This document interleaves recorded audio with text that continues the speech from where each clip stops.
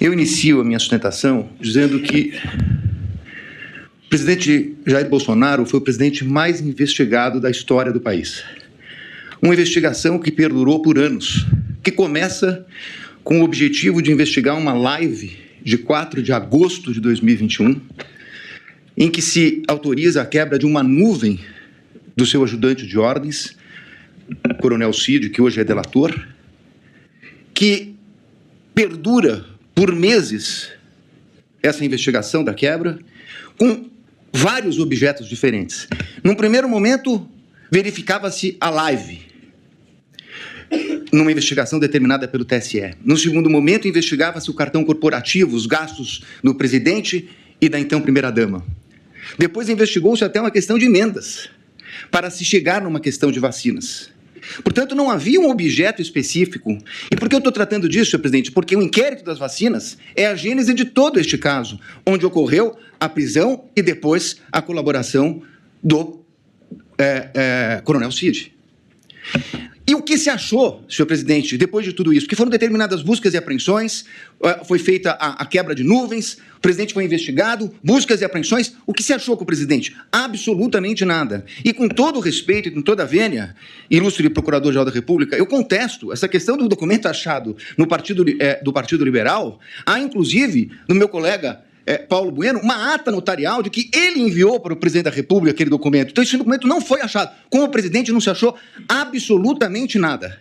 A partir daí, restava a versão do delator, com uma minuta que estava no seu telefone tratando de uma questão de estado de sítio, e mais absolutamente nada. Então, vem a denúncia. E a denúncia é feita, efetivamente, com duas novidades. Por quê? Com o estado de sítio, e baseado na palavra exclusiva do delator, seria difícil a propositura de uma ação penal.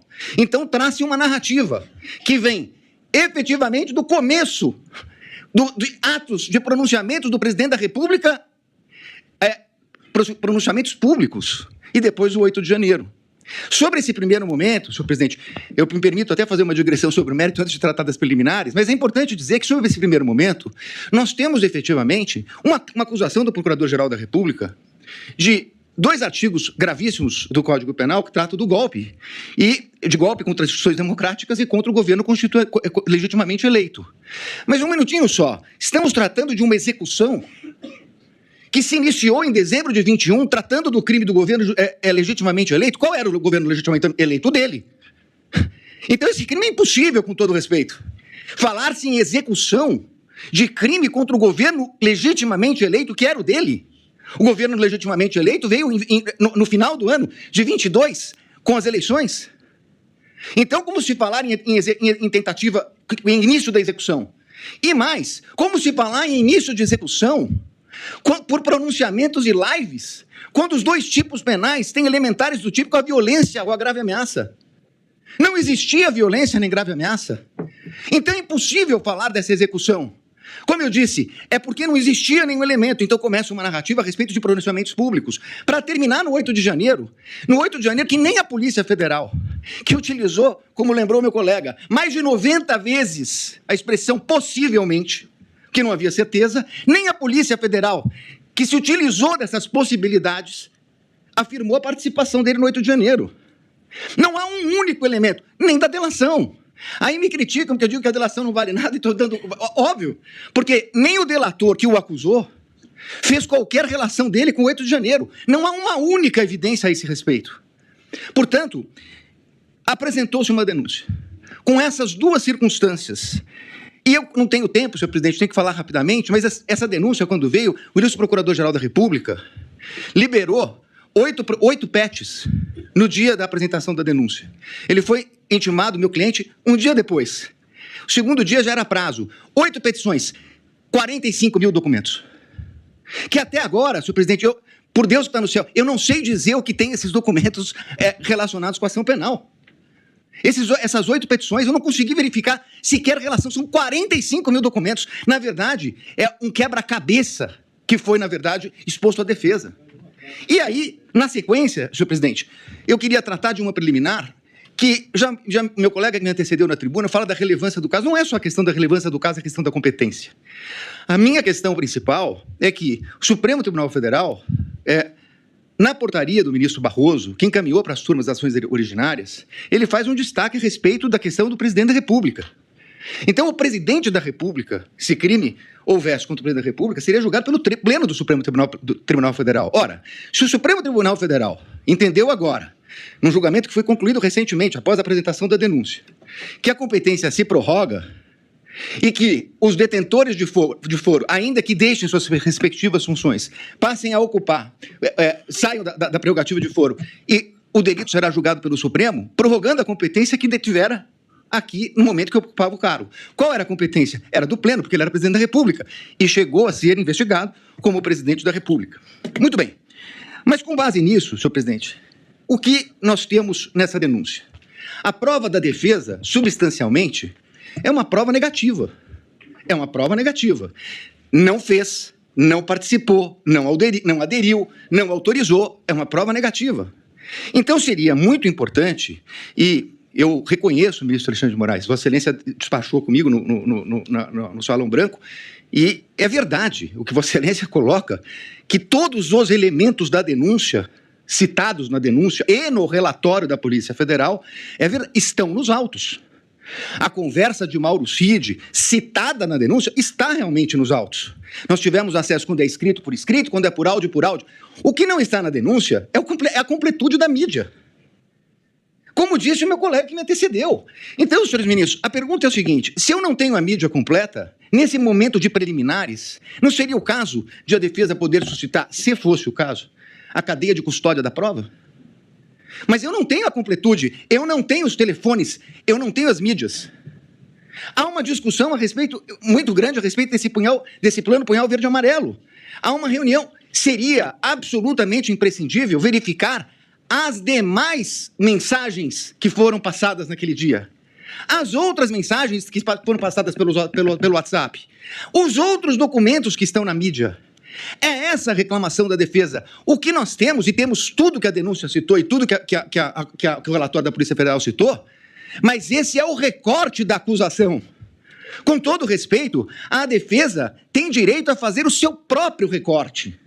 E isso poderia impactar. Eu sei, ministro Flávio Dino, Vossa Excelência já falou aqui em outras sessões de julgamento que eu assisti, falou hoje, nós não vamos fazer Vossa Excelências não farão um julgamento aprofundado da denúncia. É óbvio, nós estamos falando aqui de um standard mínimo, de uma verificação de possibilidade do recebimento da prova. Mas é evidente que se houvesse uma mensagem comprovando que não há nenhuma relação com o punhal verde e amarelo, teria muita importância para esse momento. Porque nós estamos falando de um recebimento de uma denúncia gravíssima, por fatos gravíssimos, que o presidente da República não tem nenhuma relação com o punhal verde e amarelo, Operação Luneta, com Copa 22 e assim por diante. Então, a verificação das trocas de mensagem, a partir do momento que Correios dizem que falaram com o Comando Militar, que pediram audiência no Planalto, na Alvorada, que tiveram lá, o que disseram? Isso não consta. É essa a importância de verificar toda a questão. Me encaminhando para o final, senhor presidente, eu gostaria de tratar a questão da delação premiada. E aqui eu queria tratar de duas questões, porque inclusive estão sendo confundidas. Aliás, tudo que fala a defesa na imprensa sai de uma forma um pouco distorcida. O que foi questionado pela defesa, ministro Zanin, é o fato de que o delator rompeu com o acordo quando vazou a delação. E saiu na revista Veja. Diz ele que foi um desabafo. É estranha essa expressão desabafo, porque no desabafo ele diz que não tinha voluntariedade. Isso não é um desabafo. Na versão dele atual, isso teria sido uma mentira. Mas vai lá. Falou com o primo, com o irmão, com o cunhado. Senhor presidente, a lei não autoriza o delator, o contrato de colaboração, não autoriza o delator a falar nem com o irmão, nem com o cunhado, nem com a mãe. Não autoriza.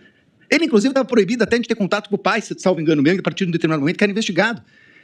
Se ele falou com o cunhado, e se isso foi vazado, essa é uma responsabilidade dele. Disse-se, mas essa é uma questão formal. É verdade, uma questão formal. Só que mais adiante vem uma questão de que a Polícia Federal diz que ele mentiu, omitiu e se contradisse. E aí, senhores ministros, essa é a minha maior crítica, a questão da delação. Por quê?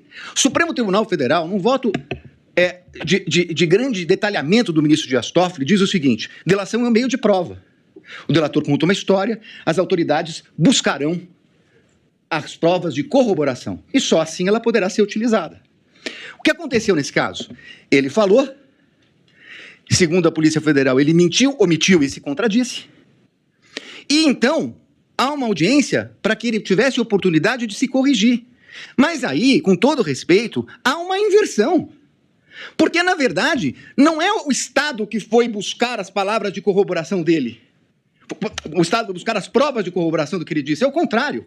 O Estado trouxe indícios e ele se adequa aos indícios trazidos pelo Estado. É completamente o inverso. Com todo respeito, ministro, é o inverso. O delator tem que falar e o Estado tem que trazer as provas para condenar alguém. O que aconteceu aqui é que ele falou, mentiu, e o Estado tinha indícios, e aí ele se adequa ao Estado. E aí, com todo respeito, vem a denúncia do seguinte, inclusive, o colaborador, nessa versão do colaborador, foi corroborada pela Polícia Federal. Não, desculpa, ele não foi corroborado pela Polícia Federal. É o colaborador que corroborou a versão da Polícia Federal. É exatamente o inverso disso. E numa audiência que se traduziu numa coleta de provas. E essa é a insurgência da defesa. Porque, nesse momento, essa coleta só poderia ser feita, com todo respeito, pelo procurador, pela polícia, e não pelo Poder Judiciário. Então, senhores ministros, para terminar, eu quero dizer o seguinte. Eu entendo a gravidade de tudo o que aconteceu no 8 de janeiro. Mas não é possível que se queira imputar a responsabilidade ao presidente da República, o colocando como líder de uma organização criminosa, quando ele não participou dessa questão do 8 de janeiro. Pelo contrário, ele a repudiou. E mais do que isso, ministros, nesse tempo que não é possível discutir a questão aprofundada de provas, é importante dizer, senhor presidente, que enquanto a Polícia Federal fala possivelmente, enquanto a denúncia traz conjecturas, como a impressão de um documento no Palácio que teria tido conhecimento dele, o fato concreto é que o acusado de liderar uma organização criminosa para dar golpes socorreu o ministro da Defesa, nomeado pelo presidente Lula, porque o comando militar não o atendia. Foi o presidente que determinou a transição, foi o presidente que determinou que eles atendessem o ministro da Defesa que assumiu em 1º de janeiro. Portanto, encerrando, ministro, não é possível que se queira dizer que é compatível com uma tentativa de golpe, com o uso do comando militar, quando o presidente da República autoriza a transmissão do poderio limitar no começo de dezembro. No começo de dezembro, antes da data do dia 15, antes da data do dia 11. E, portanto, senhores ministros, eu ratifico as nulidades que foram colocadas na minha peça, apreciada por Vossa Excelência, e peço a rejeição da denúncia e agradeço pela atenção. Muito obrigado, senhor presidente. Agradeço ao doutor Celso Vilardi.